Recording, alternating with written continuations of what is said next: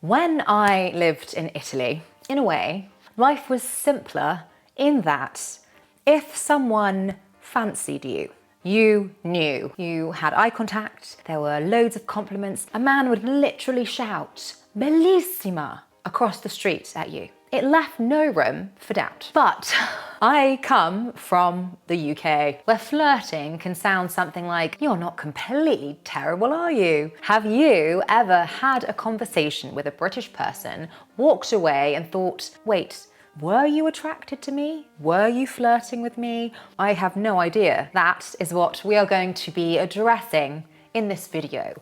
What British flirting looks like. In the UK, it can be difficult to know whether someone is flirting with you or not. Because to be honest, often it doesn't really sound like flirting at all. There are no big compliments. You don't have someone shouting, "Ciao bella," down the street at you. No dramatic lines, dramatic declarations of love. Sometimes no obvious signals. But something is definitely going on. So let's unpack how it works. Quickly, before we start, don't forget to grab your free PDF. Link is in the description below. Let's crack on with the video. What does flirting in the UK really look like? The first thing to understand about flirting in the UK is that British flirting is quiet. One thing that really matters in British culture, which I've spoken about before, is not making a fuss, not making a big deal about things. We like things that are understated,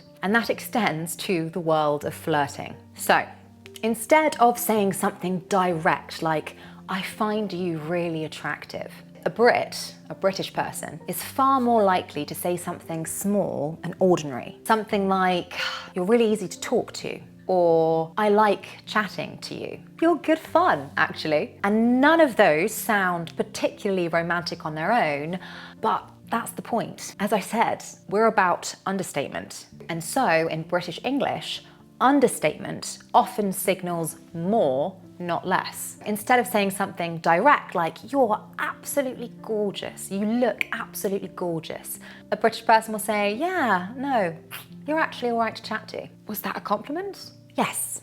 Yes, it was. Other British compliments and what they might mean. "You're quite good fun, aren't you?" It could equal, "I'm falling for you." "You're not bad." Translation, "I really like you."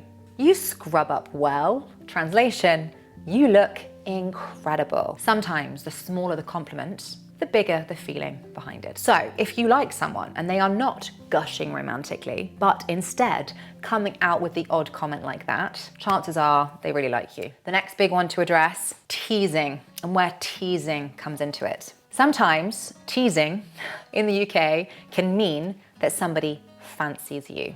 And when I say fancy, that's an informal term for when you find someone attractive. I fancy them, I'm attracted to them. So this one can confuse people who aren't British. Generally, in the UK, if someone teases you constantly, not harshly, but gently teases you, they probably fancy you. But it's warm, it's not a harsh, cruel teasing, it's a warm and gentle teasing. And if that is happening on a constant basis, as I say, you can be pretty sure that they are into you. Let's give you some real examples. "God, you're such a nightmare." Translation, "I find you very charming." Maybe you spill something and the person says, "Oh, can't take you anywhere, can I?" Translation, "You're adorable." "You're really weird, you know that." Translation, "I find you fascinating and unique." I don't know where this really comes from. I suppose it's about familiarity, this teasing. It's a way of saying, "I'm comfortable with you. I'm comfortable enough to tease you. I'm paying attention to you. I feel close enough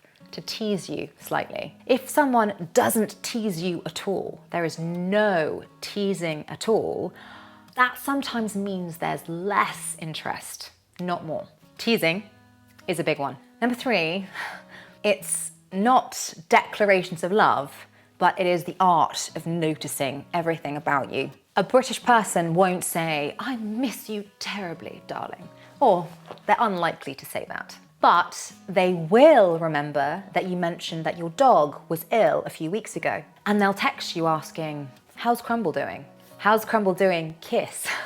And that kiss That carries a lot of significance. I'll talk more about the kiss in a moment. By kiss, I mean British people, when we sign off messages, especially texts, we tend to put an X for a kiss. Again, I will explain that more in a moment. So this idea of them noticing everything about you, look out for these signs. They might message you random, "How was your day?" texts, or "I saw this and I thought of you." That one is a big, "I really like you. I saw this and I thought of you."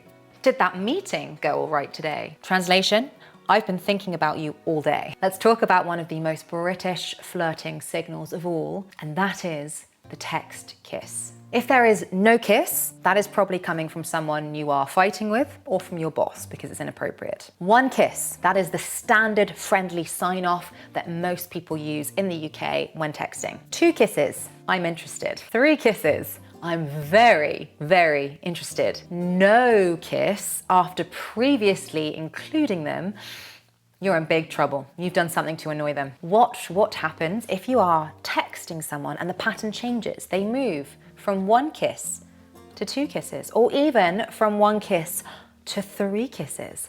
That is basically a declaration of love. The next thing I want to discuss is the issue of British politeness, because this can cloud the issue and confuse people a little bit. The thing is, I've talked about this before, British people generally are very polite. They are polite to someone even when they just want you to leave. So how do you tell the difference? How do you tell the difference between someone just being polite and someone flirting? I'll show you some examples of what the difference would be. This is what someone might say if they're not interested, if they don't fancy you.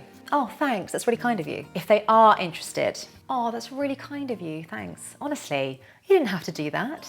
Someone who's not interested might say, "Nice to see you." Someone who's very interested might say, "It was really lovely to see you." Hopefully, you can see the difference there, the difference between standard politeness and the subtle differences that take it a bit further.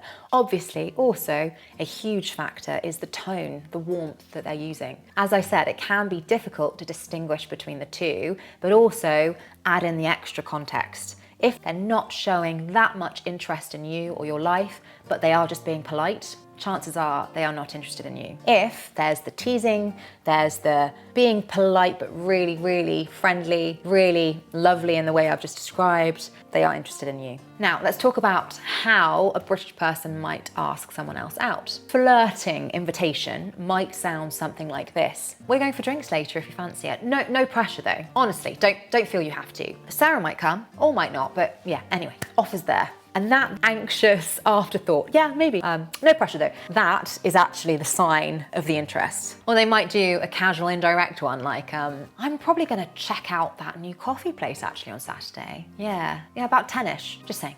Watch out for things like that. Comments like, "We're going for a drink later if you fancy it." If those little casual invitations add up, they mean something. And here's another thing, if you start dating someone who is British, just know if a British person actually says to you, "I really like you, I really like you," they are either drunk, not British, having a medical emergency, it's been years that you have been together. I once even had someone say, "Oh, I don't hate spending time with you." I don't hate spending time with you. Not even, "I love spending time with you."